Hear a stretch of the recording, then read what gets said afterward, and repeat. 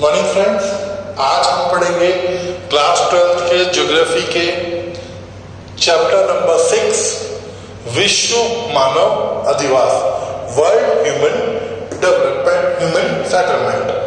देखिए, आज का जो चैप्टर है वो हमारी एक मूलभूत आवश्यकता से जुड़ा हुआ है।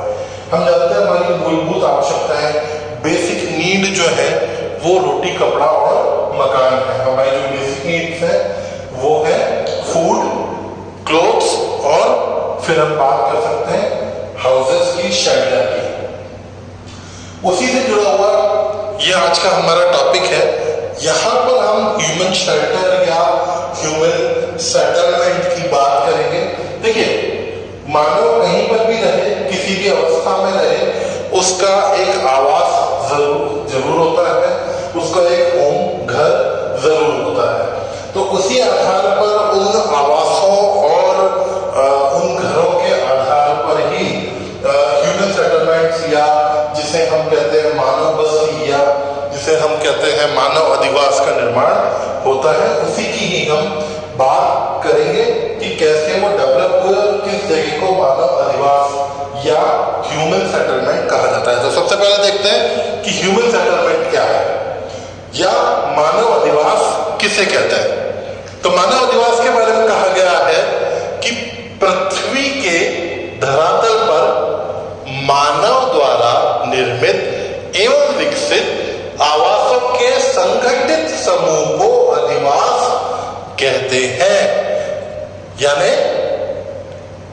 Residence build and developed by human in organised clusters on the earth surface constitute a settlement. यानी कहा गया कि इस धरातल पर, इस पृथ्वी पर मानव जो है वो जो आवास निर्मित करता है, जो घर बनाता है, उनके संगठित समूह, उनके एक ऑर्गेनाइज्ड क्लस्टर को हम आवास कहते हैं।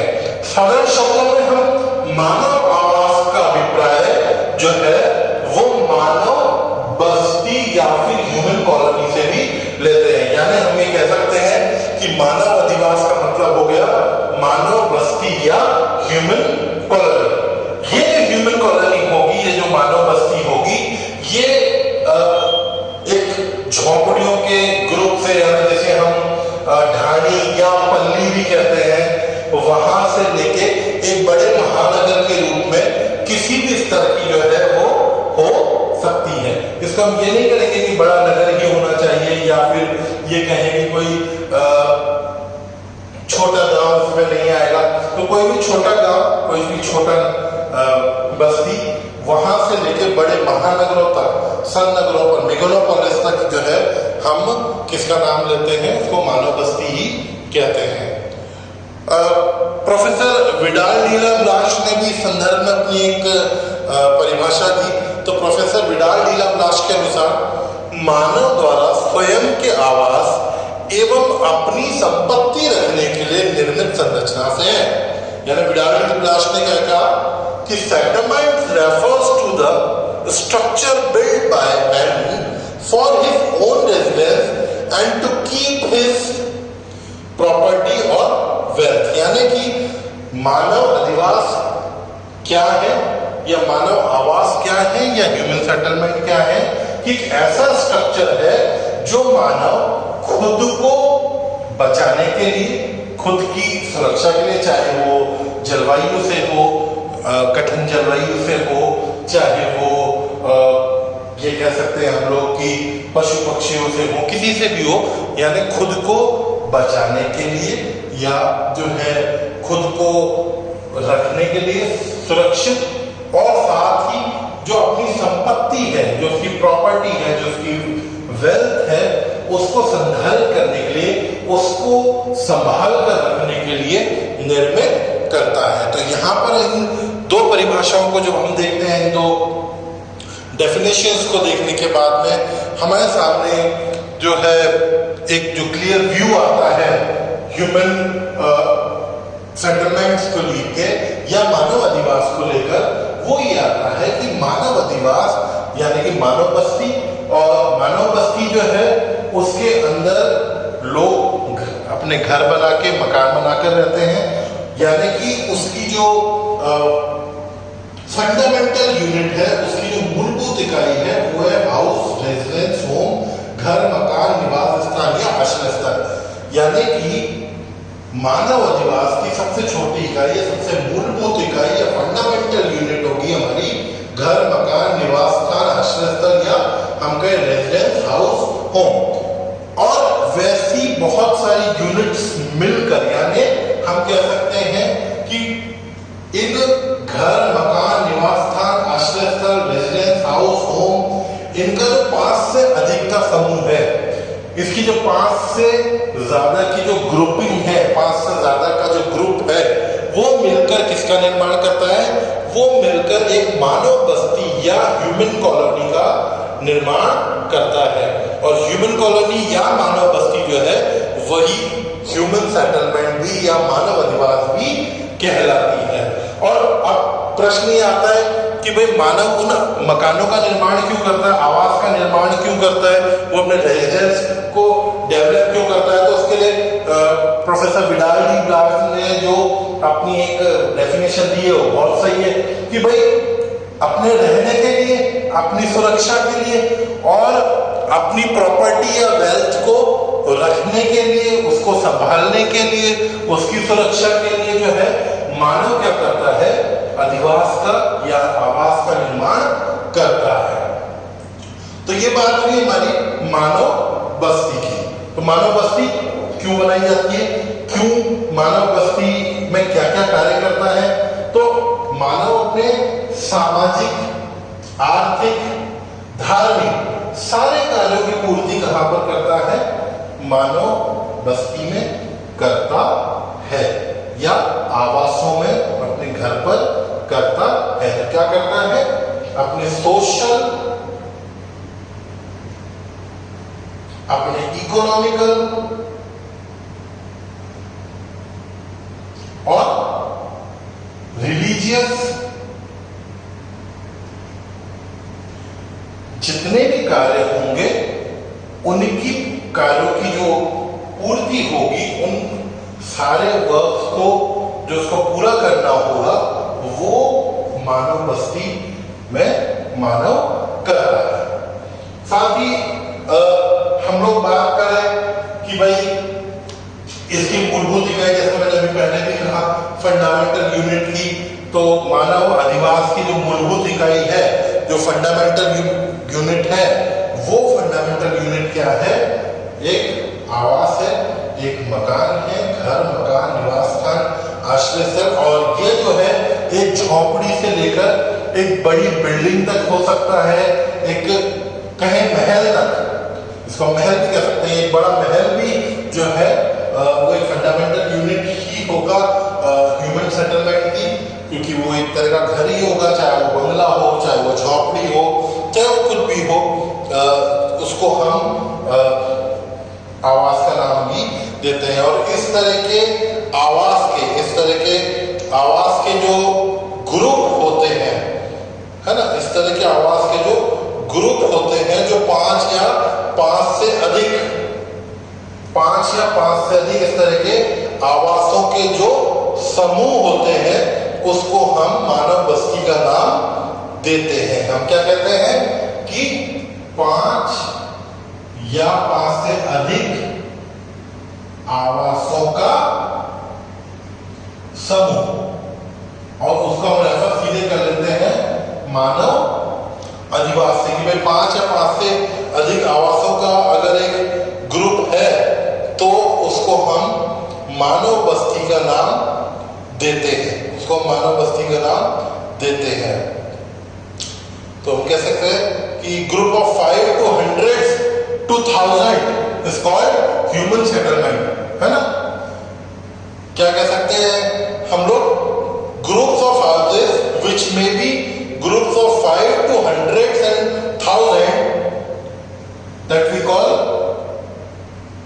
Human settlement. इसको हम ह्यूमन सेटलमेंट का नाम देते हैं। अब बात आती है कि भाई जैसे देखिए ये पूरा का पूरा जो टॉपिक है कहीं ना कहीं एक दूसरे से इंटरकनेक्टेड है, सब चीजें एक दूसरे से जुड़ी हुई है। सेटलमेंट या मानव अधिवास के अंदर जो आवास होते हैं, जो होम होते हैं, जो हाउसेस होते हैं, वो एक दूसरे से इंटरकनेक्टेड होते हैं और वो जो एक दूसरे से इंटरकनेक्टेड होते हैं उनमें आपस में संपर्क के लिए यानी किस लिए उनके इंटर कनेक्टेड होने के लिए क्या होता है, या तो पगडंडी होगी, सड़क होगी, नहर होगी या कोई ना कोई परिवहन मार्ग होगा जो उन आवासों को आपस में मानव अधिवास के अंदर या फिर हम कहें ह्यूमन सेटलमेंट के अंदर उनको इंटरकनेक्ट करेगा। तो क्या कह सकते हैं हम लोग कि भाई ह्यूमन सेटलमेंट में इंटरकनेक्शन के लिए, हाउसेस के बीच में इंटरकनेक्शन के लिए क्या क्या होता है, रोड्स होते हैं, हम लोग जो है नहरों की बात कर सकते हैं, हम लोग जो अदर वेज हैं ट्रांसपोर्टेशन के उसकी बात कर सकते हैं। कहीं ना कहीं अलग अलग रास्तों के माध्यम से ये मकान जो है ये आपस में जुड़े हुए रहते हैं और इस पूरे जाल को है ना, पूरा एक तरह से हम कह सकते हैं कि इस तरह से मान लीजिए 10 मकान हैं और ये आपस में पूरे के पूरे इस तरह से इंटरकनेक्टेड है। इसको हम पूरा नाम क्या देते हैं, इसको हम पूरा का पूरा नाम देते हैं ह्यूमन सेटलमेंट का या मानव अधिवास का। हमें दो चीजें बिल्कुल याद रखनी है इसमें कि भाई ये क्या होगा, मानव द्वारा निर्मित विकसित आवासों का संगठित समूह होगा। ये क्या होगा, रेजिडेंस कैसे होंगे, built and developed by human in organised cluster, है ना, मकान जो बने हुए होंगे इसमें ये क्या होंगे, वहां पर मकानों का एक ग्रुप होगा जो 5 या 5 से अधिक की संख्या में हो सकता है, जिसको कि हम मानव बस्ती या ह्यूमन सेटलमेंट का नाम देंगे। क्योंकि हमने कहा कि वो मानव द्वारा निर्मित आवास यानी ह्यूमन द्वारा डेवलप जो होम्स थे, जो रेजिडेंस थे, उसका एक ग्रुप है, इसीलिए उसकी जो फंडामेंटल यूनिट होगी, उसकी जो मूलभूत इकाई होगी, उसको हम रेजिडेंस, हाउस, होम, घर, मकान, निवास स्थान, आश्रय स्थल दूसरे नाम देंगे।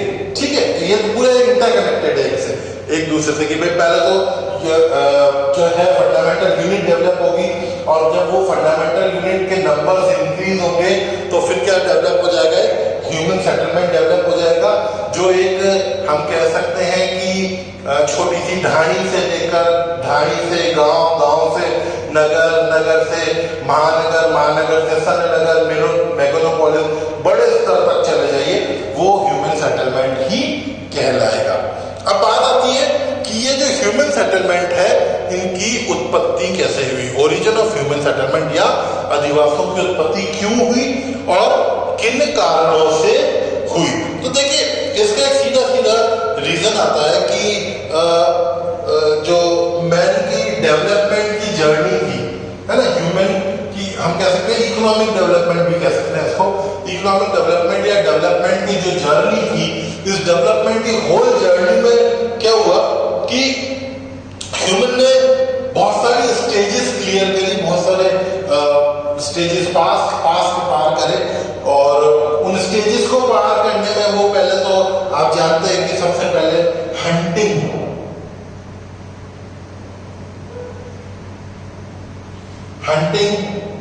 या फूड गैदरर था, यानी वो शिकार करता था या फिर भोजन संग्रहण का काम करता था। जब वो शिकार करता था, भोजन संग्रहण करता था, तब उसको अधिवासों की इतनी ज्यादा आवश्यकता नहीं थी, क्योंकि वो जितना भी शिकार करता था या जितना भी भोजन संग्रहित करता था, इकट्ठा करता था, उसको एट ए टाइम यूज करने की कोशिश करता था। लेकिन जैसे जैसे उसने विकास करा और उसने क्या कार्य करना शुरू करा, उसने कृषि या एग्रीकल्चर और दूसरा पशुपालन, ठीक है, जब ये कार्य करना शुरू करा तो उसको कहीं ना कहीं अपनी सुरक्षा के लिए अपने द्वारा उत्पादित जो भी वस्तुएं थी, जिन भी चीजों का प्रोडक्शन कर रहा था, उन प्रोडक्ट्स के सुरक्षा के लिए, उस प्रोडक्ट की सेफ्टी के लिए, अपने जानवरों की सुरक्षा के लिए, जो भी पशुपालन में जानवरों का यूज कर रहा था, जो लाइफ स्टॉक का यूज कर रहा था, है ना, जो एनिमल्स का यूज कर रहा था, उनकी सुरक्षा के लिए उसको ऐसा लगा कि उसको एक स्टेबल हो जाना चाहिए, उसको एक परमानेंट जगह पर रहना चाहिए, क्योंकि एग्रीकल्चर जब परमानेंट वे में की जाने लगी, एक ही स्थान पर करी जाने लगी, तो ह्यूमन ने सोचा कि मुझे भी यहीं रहना होगा, और फिर जो भी उसका प्रोडक्शन हो रहा था, उस प्रोडक्शन को रखने के लिए भी उसको जगह की आवश्यकता थी कि भाई जो भी प्रोडक्शन हो रहा है, जो भी फसल उसे मिल रही है, उसको वो कहाँ पर रखे, उसकी सुरक्षा कैसे हो। भाई सुरक्षा जलवायु से, बारिश है, धूप है, इन सब से भी सुरक्षा उसको चाहिए थी, खुद को भी सुरक्षा चाहिए थी। तो दो रीजन से, है ना, सेफ्टी और स्टोरेज सबसे बड़े जो रीजन थे। और कब उस टाइम पर ह्यूमन की उस स्टेज पर जब वो एक जगह पर रहकर परमानेंटली एग्रीकल्चर और पशुपालन का काम करने लग गया था। यानी क्या करने लग गया था? वो फूड गैदरर और हंटिंग करने वाले व्यक्ति थे, वो एग्रीकल्चर और एनिमल हस्बेंड्री का वर्क करने लग गया था। तब उसमें स्टेबिलिटी आने लग गई थी, और उसके कारण उसको दो चीजों की आवश्यकता थी, दो चीजों की जरूरत थी, सुरक्षा और भंडारण की, सेफ्टी और स्टोरेज की। और इसी कारण क्या हुआ कि ह्यूमन ने परमानेंटली एक जगह पर रहना शुरू करा। जब वो एक जगह पर रहने लगा तो रहते रहते और लोग भी रहने लगे। तो आसपास में एक घर था, उससे कुछ दूरी पर दूसरी झोपड़ी कह सकते हैं, क्योंकि उस जमाने में झोपड़ी डेवलप हुई, झोपड़ी बनी, फिर तीसरी बनी, और ऐसे करते करते एक बस्ती बस गई, एक कॉलोनी डेवलप हो गई, जिसको कि हमने नाम क्या दिया, ह्यूमन सेटलमेंट। तो इस तरह से पूरी दुनिया में हुआ, और जो है नए ह्यूमन सेटलमेंट डेवलप होने लग गए। तो ये जो ह्यूमन सेटलमेंट स्टार्टिंग में डेवलप हुए, छोटी ढाणी के रूप में हम कह सकते हैं डेवलप हुए होंगे, या फिर हम कह सकते हैं कि एक विलेज के रूप में, छोटे गांव के रूप में डेवलप हुए होंगे। पर धीरे धीरे क्या हुआ कि ये जो सेटलमेंट्स थे, इनमें पॉपुलेशन इंक्रीज होने लगी। जैसे जैसे पॉपुलेशन इंक्रीज होने लगी, लोग अलग हो के और अपने दूसरे घर बना के, हाउसेस बनाकर जो है निवास करने लगे। साथ ही टेक्नोलॉजिकली डेवलपमेंट भी होने लगा, साथ ही इकोनॉमिक एक्टिविटीज भी बढ़ने लगी, वो भी डेवलप होने लगी। तो धीरे धीरे ये जो बस्तियां डेवलप हुई थी, जो कॉलोनीज डेवलप हुई थी, ये कॉलोनी डेवलप होके विलेज में कन्वर्ट हुई, विलेज से जो है सिटीज में कन्वर्ट हुई, सिटीज से फिर और बड़े लेवल पर, ऐसे जाते जाते बड़े महानगरों का विकास हमें होता हुआ दिखाई देता है। और ये जो बड़े महानगर हैं, यहाँ तक भी अगर हम बात करें तो ये ह्यूमन सेटलमेंट ही कहलाते हैं। तो इस तरह से कहीं ना कहीं जो है मानव अधिवासों की उत्पत्ति हुई, और उत्पत्ति होने के बाद धीरे धीरे धीरे ये जो मानव अधिवास थे, ये डेवलप होते होते कहाँ पर पहुंच गए? ये डेवलप होते होते जो है एक नगर, महानगर के रूप में बनते चले गए। तो इस तरह से हम देखते हैं कि जो है मानव का जो है विकास होने लगा। और कहीं ना कहीं ह्यूमन डेवलपमेंट की बात करें साथ ही हम लोग, तो ह्यूमन डेवलपमेंट और ह्यूमन सेटलमेंट का डेवलपमेंट दोनों लगभग एक साथ ही होता चला गया। जैसे जैसे मानव का विकास हुआ, मानव चीजें सीखता गया, तकनीक का विकास करता गया, वैसे वैसे उस तकनीक, उस सीखी हुई तकनीक का उपयोग उसने अपने जो सेटलमेंट था, जो उसका आवास था, उसका जो घर था, उसको बनाने में भी किया। और उसके सेटलमेंट, उसका जो सेटलमेंट था वो भी डेवलप होने लग गया। और आप ये देखिए कि आज से लगभग 5000 वर्ष पहले, ना 5000 ईयर्स पहले जो है विश्व में, पूरे वर्ल्ड में जो है जगह जगह पर सिटीज डेवलप होने लग गई। नगरीय हम कह सकते हैं सेटलमेंट जो है, वो अर्बन सेटलमेंट जिनको हम कह सकते हैं, उन अर्बन या नगरीय जो है सेटलमेंट जो थे या अधिवास जो थे, उनका जो है विकास होने लग गया। जिसमें हम नाम ले सकते हैं मिस्र की सभ्यता की बात कर सकते हैं हम, है ना, सिंधु नदी घाटी सभ्यता की बात कर सकते हैं हम लोग। सिंधु नदी घाटी के साथ दजला, फरात जो ईरान में, उसकी भी बात कर सकते हैं। तो ये सारी जो सभ्यताएं थी, ये नगरीय सभ्यताओं के रूप में डेवलप होने लग गई। तो इस तरह से हम लोग इस पूरी चीज को देखते हैं कि जो ह्यूमन सेटलमेंट है वो क्या कहलाते हैं, क्यों होते हैं, उनकी सबसे छोटी यूनिट या उनकी मूलभूत इकाई फंडामेंटल यूनिट क्या है, कैसे इन सेटलमेंट्स का डेवलपमेंट हुआ, क्या रीजन रहे, वो हमने आज के टॉपिक में पढ़ा। नेक्स्ट टॉपिक के में जो हम लोग इसी चैप्टर के आगे की बात करेंगे, जो आपको नेक्स्ट वीडियो में देखने को मिलेगा।